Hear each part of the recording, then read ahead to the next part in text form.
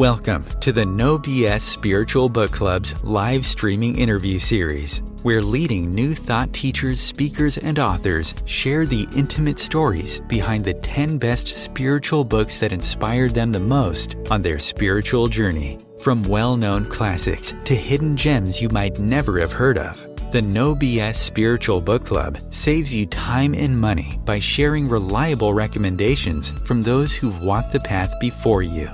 The No BS Spiritual Book Club, the only no BS guide to the best spiritual books to inspire your own journey of self-discovery. Here's your host, founder of the No BS Spiritual Book Club, Sandie Sedgbeer.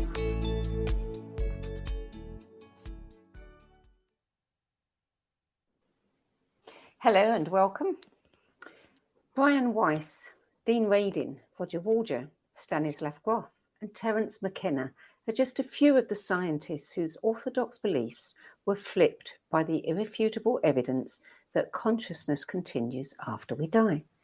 And this week, cognitive neuroscientist, entrepreneur, and author Mona Sobhani PhD joins me to share the 10 best books that helped flip her from being an aggressive defender of the dogma of scientific beliefs to a believer in spirituality and psi concepts. A former research scientist at the University of Southern California, Mona Sobhani holds a doctorate in neuroscience from the University of Southern California and completed a postdoctoral fellowship at Vanderbilt University with the MacArthur Foundation Law and Neuroscience Project. She's the author of the newly published book, Proof of Spiritual Phenomena, a neuroscientist's discovery of the ineffable mysteries of the universe, which details her transformation from a diehard scientific materialist to an open-minded spiritual seeker. Mona Sobhani, welcome. Thank you so much for having me. I'm excited to be here with you, Sandie. Mona, you've said that the day your mother gifted you a library bag is one of your favorite days from childhood. Yes. Yeah. My mom was really big on reading. So she took us to my brother and I to the library a lot ever since we were little kids. And there was, my loads from the library just kept getting larger and larger. And so one day she decided, we couldn't carry them anymore in my little arms. So she got me this, now I look at it and it's kind of frumpy. It was like a green velvet bag, corduroy velvet, like it was mixed materials and it had floral lining. This really, at the time, I thought it was cute bag to like carry my books. And it's one of my favorite memories because I still have the bag in my closet at my parents' house. And I love looking at it because it just reminds me of how excited I was to go to the library. And I would just get tons of books, plow through them, return them, and go back and just keep doing it. And going to the library was one of the most exciting things for me. I would scream with excitement. I was very nerdy. Well, you say that in your early and graduate school life, you read fiction, including science fiction and fantasy. But while in graduate school, you began incorporating science and evidence-based books to the rotation. And that it wasn't until your existential crisis and subsequent spiritual awakening in 2019 that you seriously turned to books on spirituality. Yes. Yeah. I was, I think when I was young, most of the books that I read were fiction. Like I loved Anne Rice. I loved Isaac Asimov, Stephen King, fiction and fantasy. And then and Sherlock Holmes stories. I love detective and murder mysteries and things like that. And when I got to graduate school, you kind of have to supplement your own teaching, your own learning, and you have classes and stuff. But when you're getting a PhD, it's really a lot of like your own research. So I kind of had to use my free time to read material on what I was studying, which at the time was cognitive neuroscience. And in particular, I was studying psychopathic traits. So I still loved the reading because I would read about psychopaths and just antisocial behavior. I loved it, but it wasn't fiction. And actually, a part of me was kind of sad that I didn't have the time to read fictions until a few years later. So that was sad. And then, did all that training and understanding of, psychopaths make any difference to your reading of murder mysteries?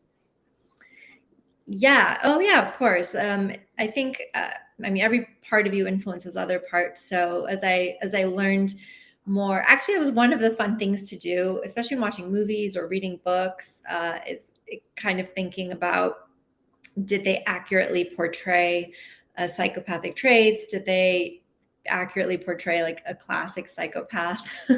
Because of course the scientific literature can be obscure. And so I think authors sometimes just draw from what's colloquially known in the culture. And so I'm always interested to see how that lines up with the actual research. So that absolutely happened. Yeah. Mm-hmm. So the 10 books that you have given as your list don't belong to any of the former categories. They are all inspirational. Some are science-based, certainly, but we're looking at consciousness, we're looking at spirituality, we're looking at psi phenomena, etc. And especially where, where we can ground that, as I say, in the science with the research as well. I think your first book on your list is one that you say broke you open to the possibility of a spiritual dimension to life. And that was Many Lives, Many Masters by Brian Weiss, which was published in 1988. This comes up quite a few times. I'm sure it does. It's such a good book. And it's, now that I've read so many other books, it's not, but, I revisited it recently and I was reminded of why it was so powerful. After I read many more academic type books, I remember thinking, oh, Brian Weiss's books were so much more story-based, narrative, not like an academic journal type thing. But when I revisited it recently, I thought, I remember why this was so impactful, because he does lay out in the beginning his credentials, his non-belief, I think he was an atheist. I think he didn't believe in anything paranormal. And even though he's telling a story, an incredible, hard to believe story, he's kind of debunking or, walking us through his thought process along the way. And I really appreciated that. And his thought process resonated with how I thought I would think about it and how I was thinking about it as I was reading the book. And so I think that's why it's a good book. I still recommend it to people. When I initially read it, I mailed copies to people left and right. I was like, you need to read this. Tell me what you think of it. Am I nuts? Is this guy nuts?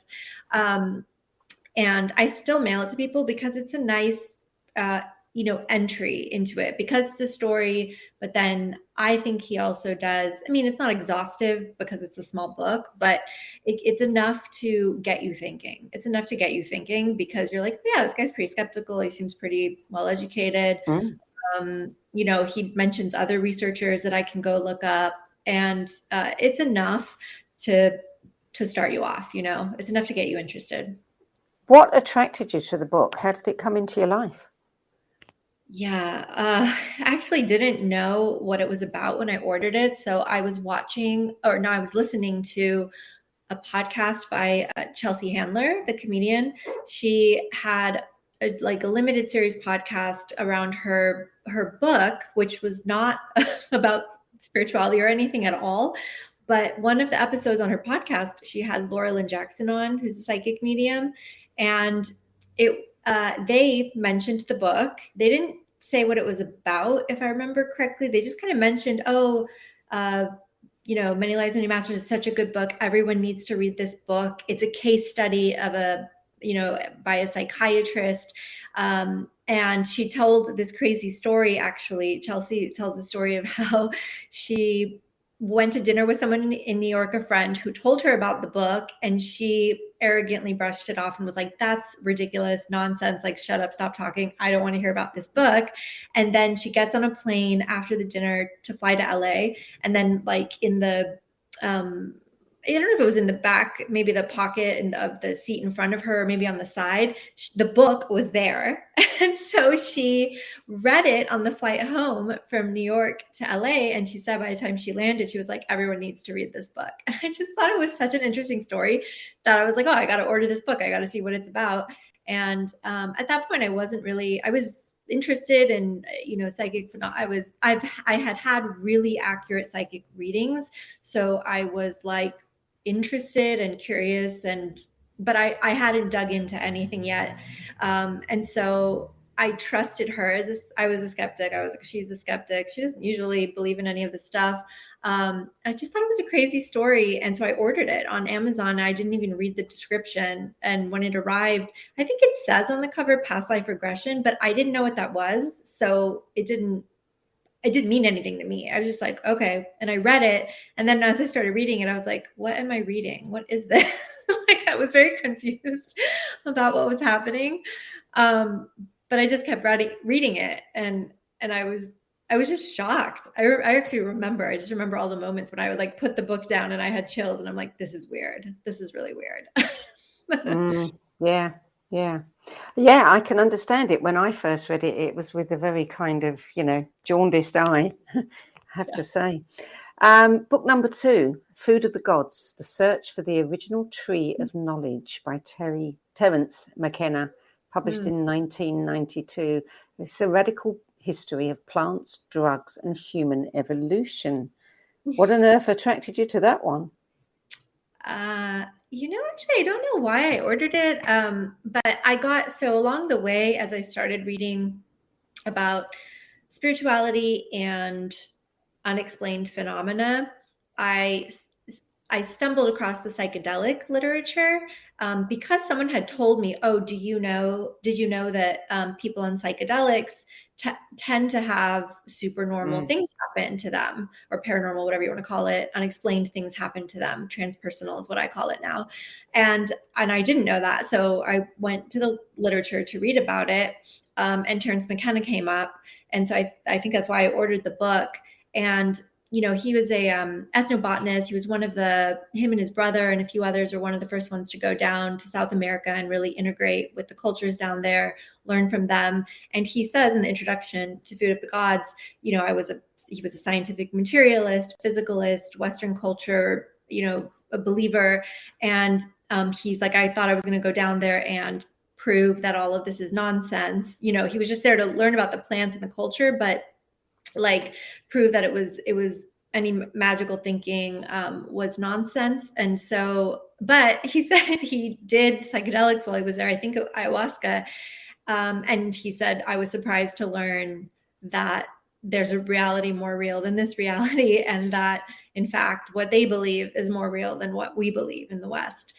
Okay. Obviously I'm paraphrasing, but that was the gist of it. And then, ever since that, so he became a believer, and he proposed a theory in the book about the human consciousness actually evolved by apes eating psilocybin mushrooms, or just, I don't remember if it was psilocybin in particular, but psychedelic plants, which would explain the huge jump in evolution that we've witnessed between what we were and where we are now, which is inexplicable according to evolutionary biologists. So he explains all that, and then which might be not that interesting to some people, but I loved it.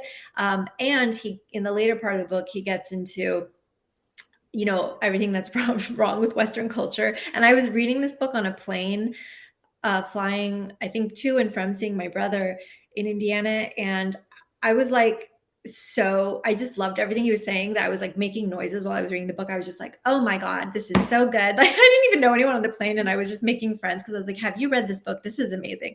And he just, because he talks about how it's kind of arbitrary how we decide what plants and drugs are good or bad. Like, oh, we banned the coca leaf, which is used to make cocaine, which is bad and addictive, but the coca leaf is used for a number of other medicinal purposes that would be beneficial to us, but we allow coffee and tea. And so he talks about all that and our patriarchal dominator culture, and how cultures that tend to do psychedelics are more partnership cultures. So Yes. I just ate up everything he was saying. I just thought it was wonderful. It just brought so much more perspective. It actually pulled in and grounded the spirituality that I had been starting to read about into, like, what does this mean for our culture and for our humanity? Was this, I mean, going to take a little sidestep here, because you were an avid non-believer, and then you had an existential crisis. You did a few years deep diving research, but not necessarily with a completely open mind. I mean, you were really testing stuff, weren't you? At what point in that process did you read that book? Do you recall? I read that book. I actually read that book after I think I was starting to believe. I think it was quite a bit later. I think I had actually already written my book. So it was last year. It was a year ago. It was a little over a year ago, but yeah, it was after. And so, yeah, and that's actually, now that I'm thinking about it, that was the era when I started to better ground. I found other literature, which I had to go back in the edits of my book and incorporate, because I hadn't read it when I initially wrote the book. But yeah, that era, like a year and a half ago, is when I found this literature of like other anthropologists, philosophers, ethnobotanists, scientists who started to, or depth psychologists and historians who started to ground these concepts of spirituality and the universe and life having meaning, and tied to that is these events that we can't explain. Like, and how does that, why is that shunned in Western culture? Why, how is it accepted in other cultures? And so the whole cultural integration, I think, started to happen around that time. Maybe Food of the Gods was one of the first books that started to do it for me. It was definitely one of the first, actually, now that I'm thinking about it. And then from there, I just kind of looked into Terence McKenna and who he knew and who he read in his work. And it just led me on this cascade effect of finding others. And I've really enjoyed that literature the most, honestly. Really. So book number 3, Supernormal, Science, Yoga and the Evidence for Extraordinary Psychic Abilities by Dean Radin, Ph.D. That's fairly recent, 2013. Not that old. Yeah, Dean Radin's an amazing scientist. I think he's the chief scientist at the Institute of Noetic Sciences in California. So they do actual scientific experiments on psi phenomena. And so I've read a few of his books. They're all really great. And he does a really good job. He does a really good job tying everything together. So he talks about all the scientific research, and he's such a good writer. He explains the science and the statistics and everything really, really well.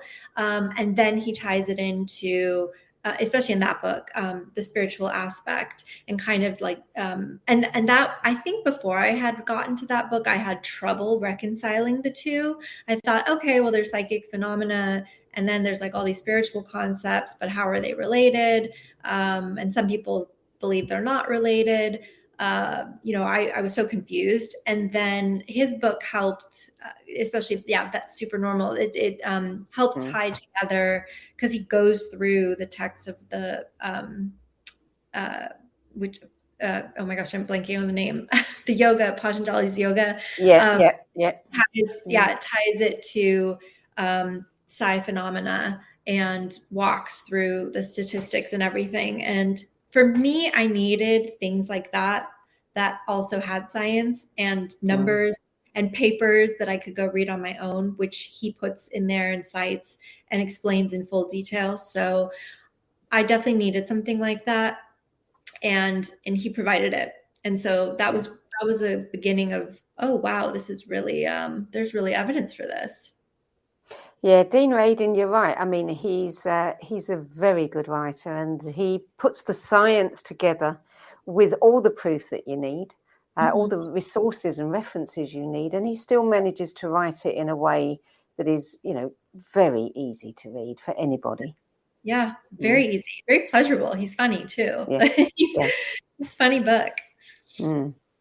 So number 4, Cosmos and Psyche, Intimations of a New Worldview by Richard Tarnas, Ph.D. That was 2007. Yeah, that's one of my favorite books, even though it's a doozy to get through.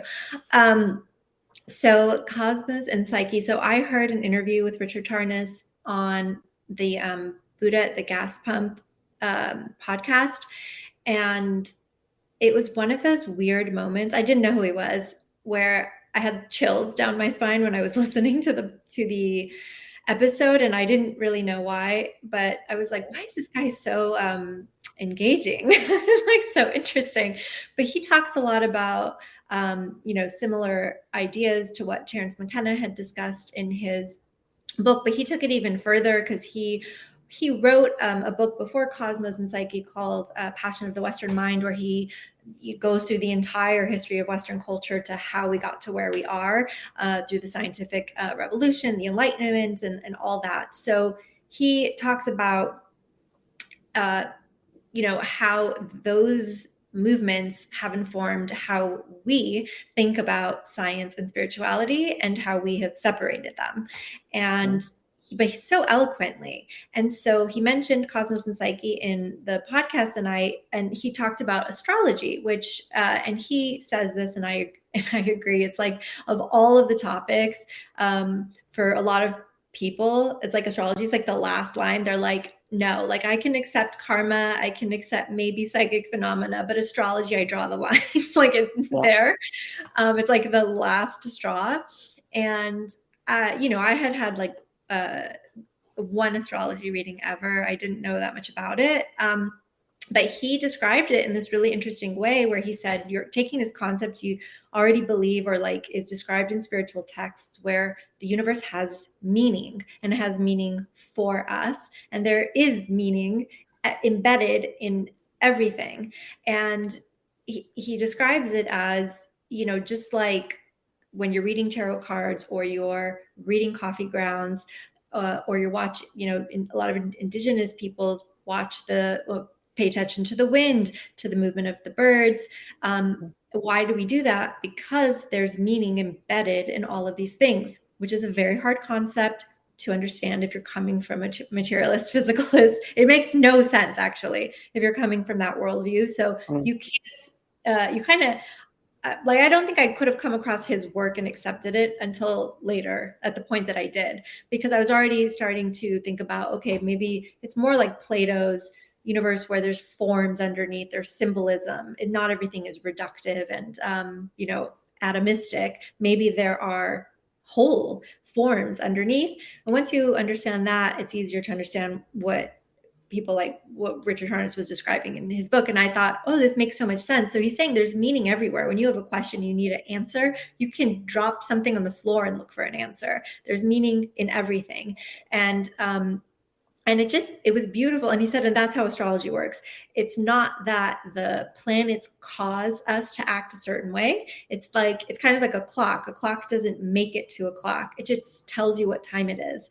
And he's like, astrology is like that. It doesn't affect us. It just is representing what is happening, what the energies are. And certain people can decipher that, just like they can decipher tarot or different grounds or anything.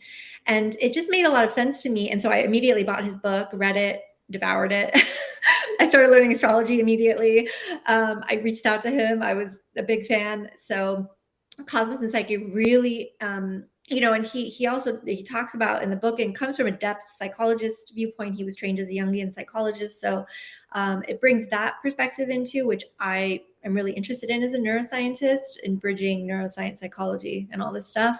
And so it really resonated with me, and it made sense that, like, our psyches are part of the universe, and the universe is part of us, and the Cosmos and Psyche, so it just made sense to me in a way that nothing else had until that point. So it's like one of the most transformative books I read.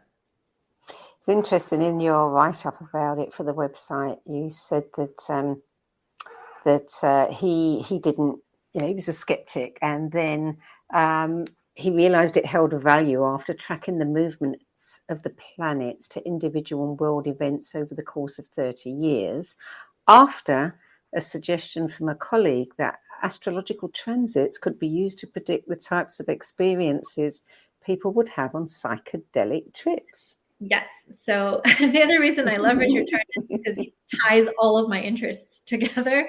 So the story that he tells was also convincing to me. Is that so? Him and Stan Grof, who they were both at Esalen Institute in the 70s, and I think Richard Tarnas was actually Stan Grof's student, if I'm not mistaken. But he did his PhD on LSD and psychotherapy, and they could find nothing that predicted what kind of experience someone would have on psychedelics. And on psychedelics, you can have a heavenly experience, or literally you could be trapped in hell. And nothing could, personality tests, time of day, like nothing they recorded could predict what type of psychedelic session you would have. To this day, researchers still don't have anything to predict what kind of session you'll have. But at one of the seminars at Esalen, somebody suggested to them that they look at the astrological transits. And just like everyone else, Richard Tarnas and Stan Grof kind of like brushed it off. And they're like, that's ridiculous. That's a pseudo, whatever. We're not going to even look at that. And eventually they did. For whatever reason, they got convinced to do it. And they had to learn how to do it because, there weren't computers like there are now, where they had to actually calculate the transits. And then they found that so each of the planets have archetypes associated with them, like Venus is like a Venusian, beauty, love, values. Uranus is like revolutionary. Neptune's like spiritual. Anyway, so they found that the outer planets, when they made aspects to people's inner planets, whatever archetypes were represented by those planets and by the aspects would come up in people's psychedelic sessions. So like Uranus, which is revolutionary, for example, they might have scenes of like revolution while they're under the trip, or Saturn, which can be constrictive. They could have a feeling of being somewhere dark where there's like a lot of pressure on them. So they found a correlation, and then they tracked it over 30 years. And I reached out to him actually initially just to see if they had published that so I could read it. But I think he said they're currently working on publishing that. So I'm still waiting for it. Well, there's a lesson to us all. If we're going to take a trip, make sure you get your chart done first. Yes. Okay, so book number 5, another one that was pivotal in your journey, The Flip, by Jeffrey Kripal, Ph.D. This was just published in 2019. Yes. So Jeffrey Kripal is the chair of philosophy and religious studies at Rice University. And oh my God, what another brilliant writer. If you ever want to read just literal velvet on your brain, read one of his books. So he's just unafraid to talk about anything. And I just love that about him. And the book, The Flip, is actually about scientists who have flipped their worldviews. So obviously very relevant to me. I think I came across this a little bit later, around the time I was reading Terence McKenna's. I basically hit this period where I started reading all the people from Esalen, all their books.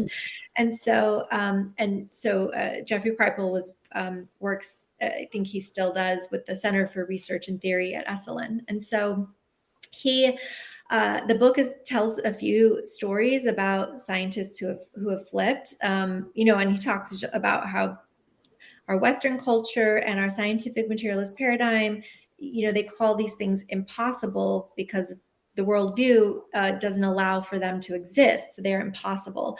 And it's like, until it happens to you. And then once it happens to you, you can't deny it anymore. It's so powerful and so meaningful for you that, it's almost like your worldview becomes secondary to your experience. And so he talks about how scientists flip and how it's ridiculous and I agree, that Western culture calls these things impossible when they actually happen to most of the human population currently, as well as throughout all of the history of humanity. And so I think he calls them typical human experiences. And I borrowed that for my book too, because by the end of it, I was like, these are typical human experiences. people just deny them. They don't pay attention to them. We don't have explanations for them, but they happen all the time. And I think reading his book really helped me, coming from somebody so smart, very well thought, every argument was so strong, really helped me have a stronger foundation. It actually gave me more courage to accept my own flip. And it really gave like I think I had lost my identity and I hadn't really found a new group. And then when I read the book, I was like, oh, there's other flipped there's other flipped scientists. Other flippers. Yeah, other flippers. So I think it really helped me stand on solid ground again. Now, he wrote 2 books with that title, but different subtitles. The first one, Epiphanies of Mind, and the second, The Future of Knowledge and Who You Really Are and Why That Matters. Did you read them both? No, I read one and I don't know how they're different, or I don't remember. I was trying to see if I could see it, but I can't. I don't remember which one it was. I think it's the knowledge one, because he does talk about what is the future of knowledge? How do we decide what is knowledge? And I agree with him. He says that while we've placed a lot of emphasis, we've confused technological advancement with deciding that science is the only thing that can move us forward. And that is the only thing we can count on for knowledge. We've confused that. But, actually we need the humanities, as well as there are many things science cannot answer. And we need other fields to help us get to these bigger mysteries. And he talks about that. And, moving forward, hopefully we can integrate the different fields, which I also argue for in my book.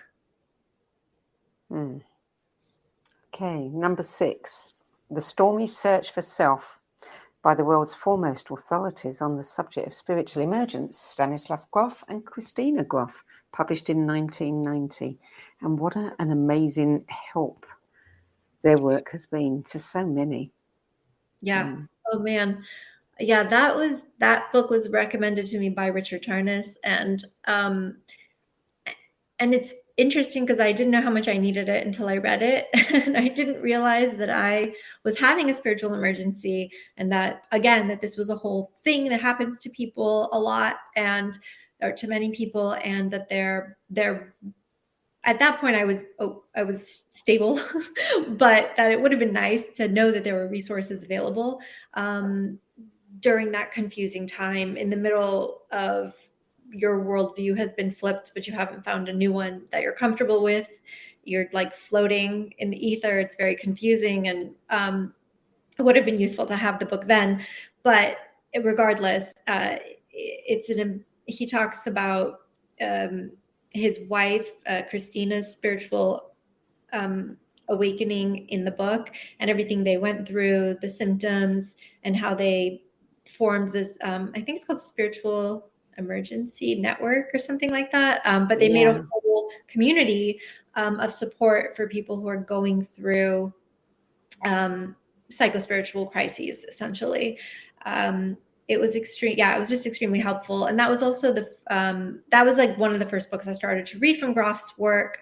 Obviously I've read many more since, but where he talks about, I actually don't remember if he probably did, because he does in most of his books, but he talks about his perinatal matrices, which are like these 4 stages of birth that correspond actually with these the 4 outer planets of the universe.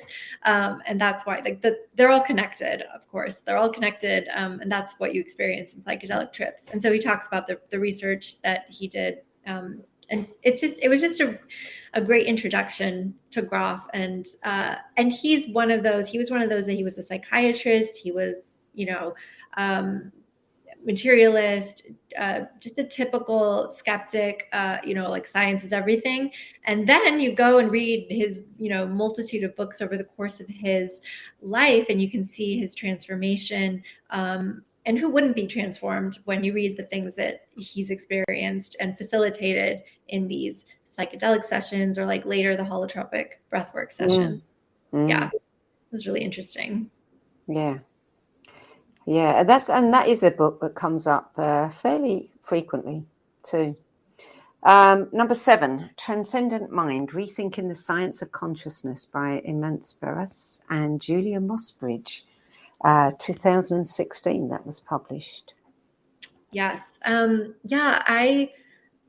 Julia Mossbridge is a cognitive neuroscientist as well, and she's written a book, The Premonition Code, on precognition.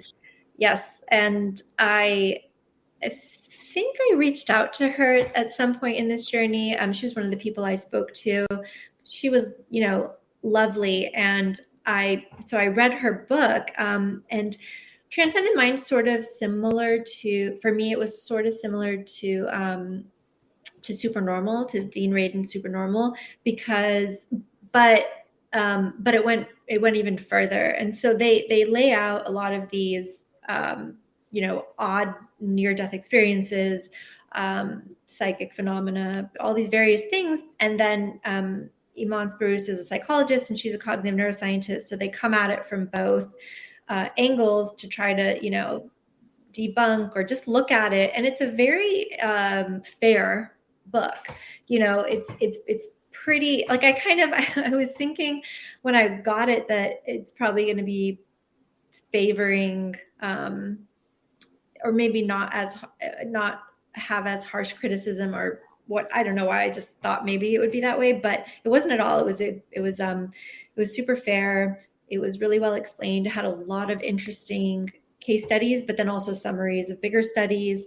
Again, really, really well referenced. I think it was commissioned by the American Psychological Association, if I'm not mistaken. So it was actually, funded by an official organization from the psychology. And so that one, actually, I lent that book to a neuroscience colleague recently because who's not a flipped scientist, and then we had breakfast and he's now a flipped scientist.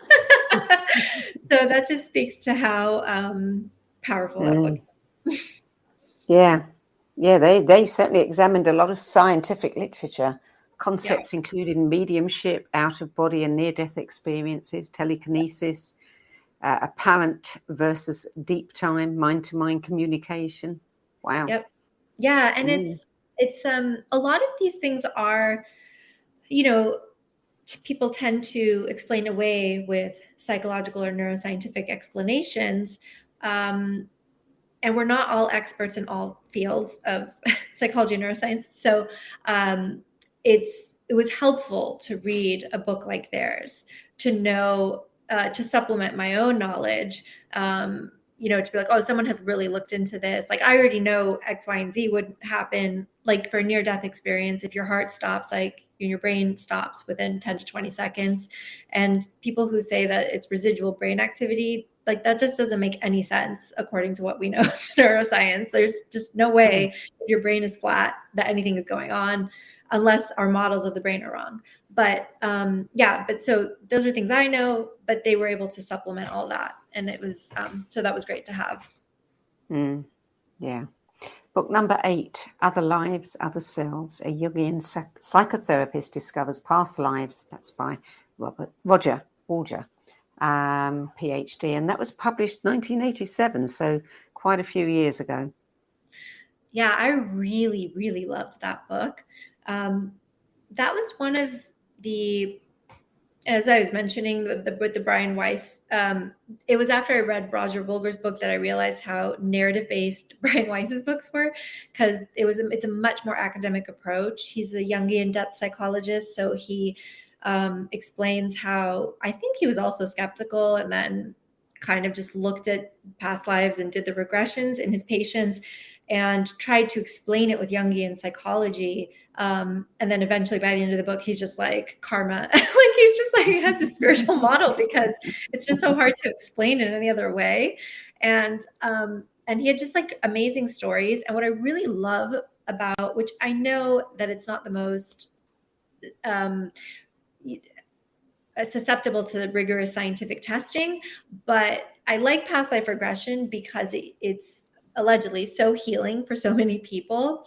And what's interesting is it clearly shows, I think holotropic breathwork does this also, but it starts to show the connections between your psyche, your kind of like your issues in this life, and then also your physical body.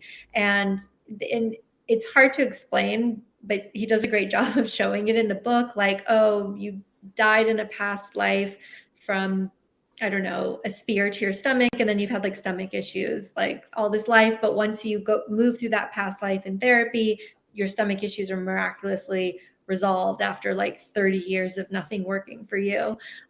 Or, things like that I think are really, really interesting. And just, those were the kinds of things that I was like, this is insane.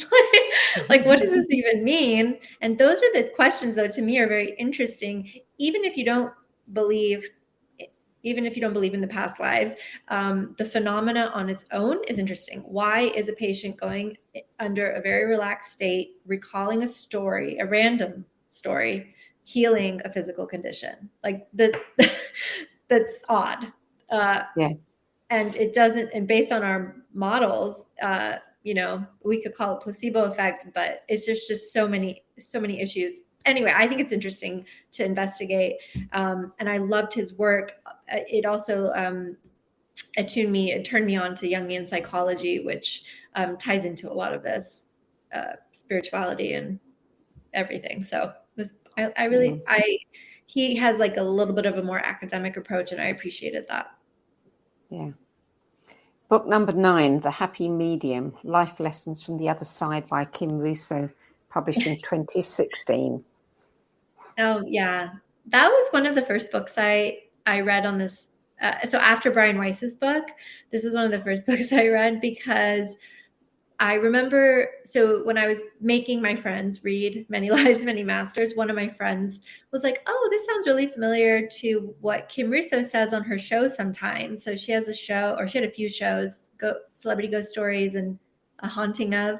And so on those, she would like go to a celebrity's house, they would have a haunting, and then she would do her thing. And sometimes she would say things like about karma or past lives. And so I started watching those shows, and then I ended up reading her book. At that time, I was also really interested. So as I mentioned, I had very accurate psychic readings. So I was really interested in, okay, let's suspend disbelief. Let's just pretend my worldview is wrong. Let's say they're accurate. How could this be happening? And how is since I'm a neuroscientist, I'm like, where's the signal coming from? How is the person perceiving it? Are there actual ears? Like if they say they're hearing something, is there actual like auditory cortex being activated? So I was interested in their personal experience. I also wanted to know if they grew up in families that taught them to be that way, like it was just passed down. So for the book, I started interviewing psychics. But before I did that, I read Kim Russo's book and Laura Lynn Jackson's book. And it's just really interesting because they talk about how they, from childhood, many of them tell the same story. From childhood, they just had this gift, usually runs in the family. Parents did not teach it to them or encourage it. A lot of times they would learn to keep it to themselves. And then, at some point in development, when they go to school, it gets tuned down and then comes roaring back. But I really liked her book because she's really, the TV show makes it look like she's very good. She seems like a very good psychic medium. And but I like how she talks about how she had to work at it and like practice and learn signs and symbols and do all this work. And she even did past life regression. She learned how to be a facilitator. And I just thought it was so fascinating the way she would describe, which is what I really wanted to know. And I'm still really interested in what they perceive.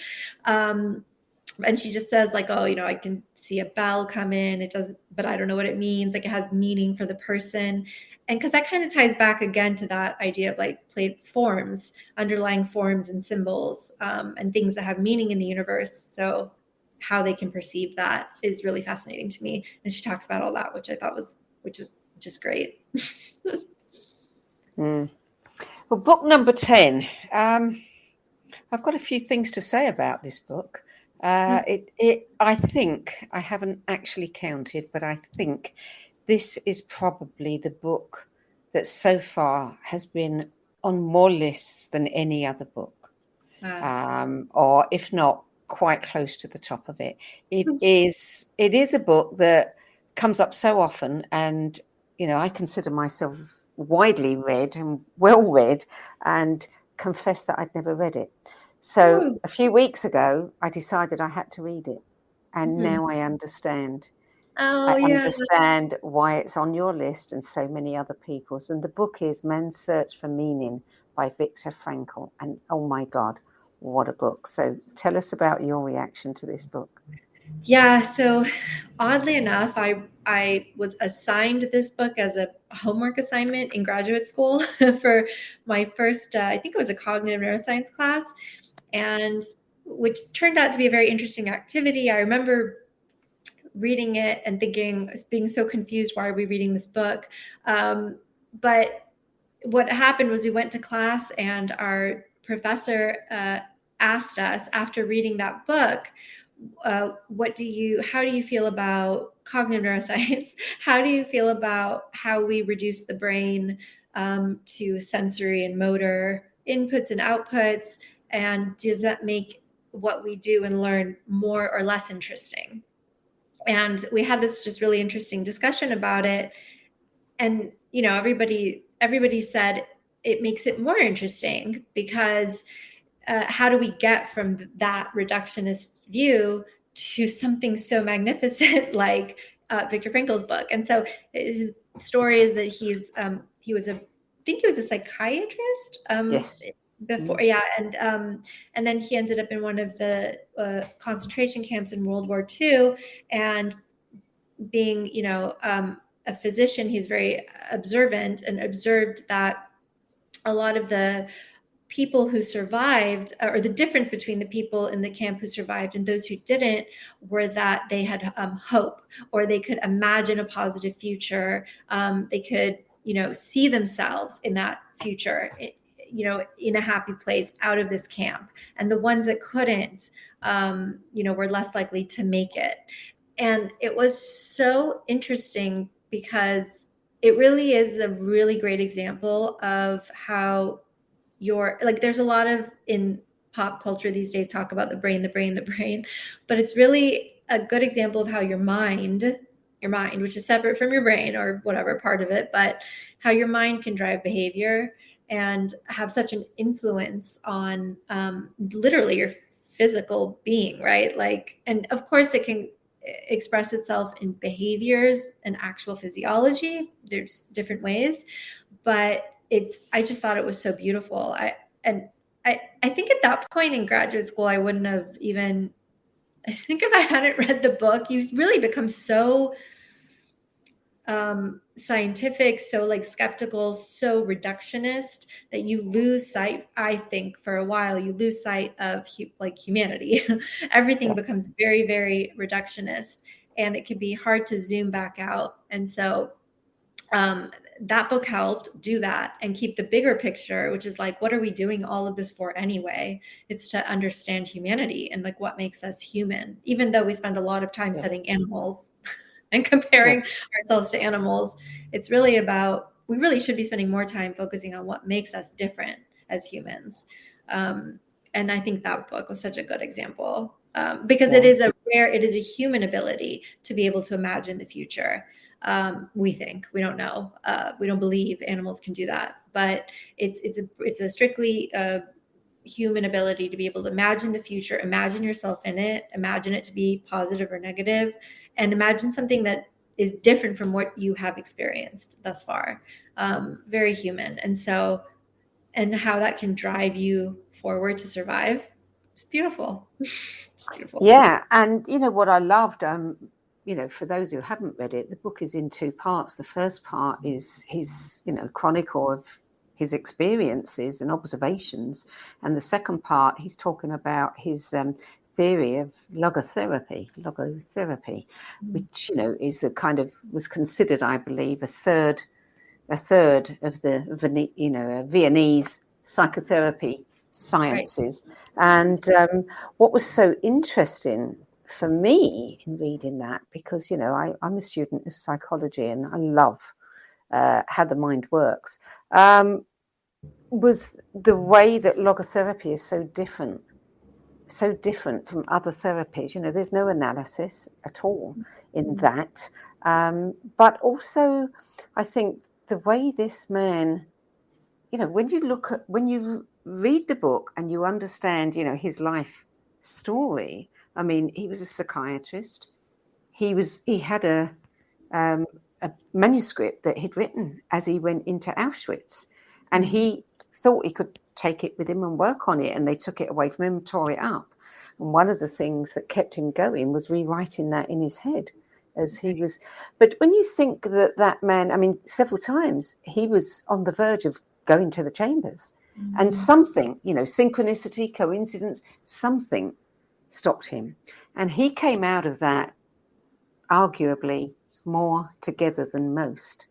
And then he publishes this book that takes the world by storm, and God knows how many years later, 80 years later, is still influencing people.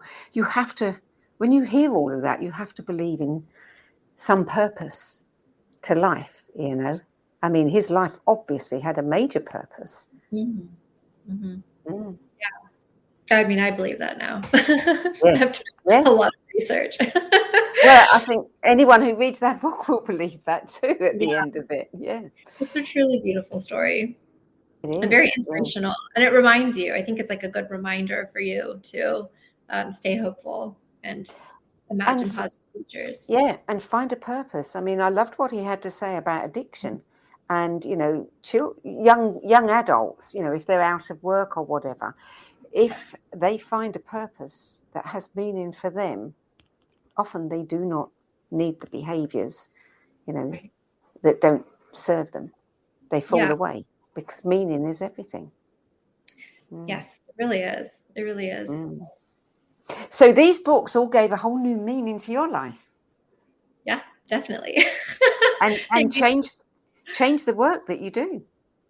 Yes. Yeah. Yeah. They, you know, changed my worldview, which changes everything. So they made me a lot happier. You know, I learned the value of spirituality, which I honestly thought was valueless before. And so I learned firsthand the value of it. And I think I talk about in my book, my culture, my mother, my grandmother all read coffee grounds. And it's, you know, I think as part of Western culture, you kind of tend to, you dismiss it. It's impossible. It's one of those impossible things. And so it was kind of nice to, with these things, come back to my culture and my family with more of an open mind and with more acceptance and kind of to reconnect. So it's been very nice. And it did make me look at my work and think, is this meaningful? And maybe part of the reason I'm so unhappy is maybe what I'm doing. So I find it. Yeah. Oh, go ahead. I was going to say, I find it so interesting that your mother and your grandmother read coffee grounds. I mean, and then there you are, you know, steeped in science and pretty dismissive of it, but still you used to have your mother read them for you. How did you reconcile that? I mean, was it like a guilty little secret that you didn't want to tell people? I didn't think about it. It's like one of those cognitive dissonance things. You just don't think about it. You know, it's funny. I don't think I was embarrassed of it at the time. I think I talked about it. I mean, I didn't go around bringing it up, but if it came up, I think I would just tell people because she was so good and she convinced me. You know, at first I didn't believe it. And then after years of having her read for me and my friends, we would take notes. I was like, I mean, there's just no denying it. The lady's like more right than she's wrong. And she knows details that we don't, you know, my friends and I wouldn't even tell each other. And so there's just no denying it. So I think at that point I was actually, it's funny, like I think after grad school, I became more, like once you had the PhD, I felt more responsibility or something to be more scientific and be like, no, that's nonsense. But in grad school, I think I was just so amazed at her ability. And I would tell people, I'd be like, oh, you don't even know. You should come to my house, my parents' house for a reading. You'll be impressed. Like I was much more, open to it. And then as the years went on, though, your brain just gets more and more narrow, and you get pulled into the science cult, and then you get embarrassed to say things like that, and then you start hiding it. Yeah. So now that you are more open to it, have you found that you have any talents in that direction? I have precognitive dreams, which is funny because I've always had them. I just stopped paying attention to them. But now I pay attention to them, and I write them down every night or every morning when I wake up. And they're not always useful. Sometimes they are. Sometimes they're stupid little things. Sometimes they're months in advance. So I never know what it's going to be. I'm not good at reading them, but I have them. And I learned, I learned tarot. I'm still learning. I'm learning astrology. And my friends say that, because I'm practicing on them, obviously, that the tarot readings are good, but I don't know. I'm not like my mom. So she tried to teach me. I know some of the basics of reading coffee grounds for sure, but finding the images, it's interesting. We find different images sometimes, yes. Her and I. Yes. So I'm still working that out, but I'm definitely not, I don't know that that's my medium. So tell me about the work you're doing now. I mean, you're an entrepreneur, you're co-founder of a company called Pala? Yes, Pala, full stack consulting company that uses behavioral and humane technology design to create consumer software products. So what does that mean? What are you creating? Yes. So Pala is actually two things. One, it's we're developing a product. It's me and two co-founders, and it'll be a technology product, but we're working on it. That's going to be capturing the world's wisdom in short form video, but like we're going to optimize it on the back end with learning science. And in the meantime, while we build that out, I have cognitive neuroscience as well as behavioral design expertise, and they're these really, really accomplished developers. But what we want to do, humane technology is the practice of moving away from technology as we've seen it right now, which is to steal your attention and keep it. But humane technology views attention as sacred, and human attention is sacred, and that we should respect it, and we should design our technology to not steal our attention. And so a lot of social media and all those things will hijack your brain to make it addictive to come back, just like gambling machines, just like what you'd find in a casino. And humane technology might use cognitive biases to help you, but it's never to like do something you don't want to do or to keep your attention. It's hopefully to help the technology align you with your values, whatever those are. So we want to move away from the current model. And behavioral design is just, it's using technology to help you change your behavior, which is notoriously hard to change. So there's a lot of shortcuts and, to cut through the cognitive biases that exist and to do that. So we do that. Oh, did I? Yes. So last question, what are you reading now? Oh my goodness, you'll be happy to know I started rereading fiction. I read my first fiction book in years. It's called The Song of Achilles. It's wonderful. I really loved it. And the other, I'm reading the Psychedelic Explorer's Guide, written by James Fadiman. That's about, it mentions microdosing, but it's just about how to take a good psychedelic trip. I'm always reading a few books at once. And then there's another book that I'm reading. Oh, it's by Rupert Sheldrake. I cannot remember. Love this book.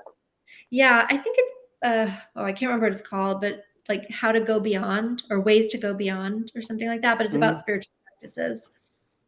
Yeah. Love his work. You have a newsletter that I want everybody to know about. It's the Brave New World of Psychedelic Science newsletter. And you write about psychedelic renaissance and consciousness. tell people where they can find it, because I think it's a very good newsletter. Oh, thank you. Yeah, it's on Substack. Maybe I can link to it. If you just Google A Brave New World of Psychedelic Science, it should come up under Substack. And I talk about psychedelics and mystical experiences and how they're healing, and how they're forcing us to think about, how neuroscience and psychology and spirituality are all connected. Mona Sobhani, thank you so much for sharing your 10 best list with the No BS Spiritual Book Club. It's been a delight. Certainly sign up for her newsletter. You can also find a sign-up form on her site, which is Mona Sobhani, Sobhani PhD.com, and Proof of Spiritual Phenomena, a neuroscientist discovery of the ineffable mysteries of the universe, is published by Park City Press, Inner Traditions. Is it out now, or is it about to come out now? It's about to come out. It comes out in the US August 23rd. And maybe also in the UK August 23rd. Okay. Well, I've read the book. I've seen Mona. Thank you. Thank you, Sandie. It's a pleasure. Okay, well, that's it from me this week. I'm Sandie Sedgbeer. I'll be back at the same time next week with another 10 best interview for the No BS Spiritual Book Club. And till then, it's goodbye from me.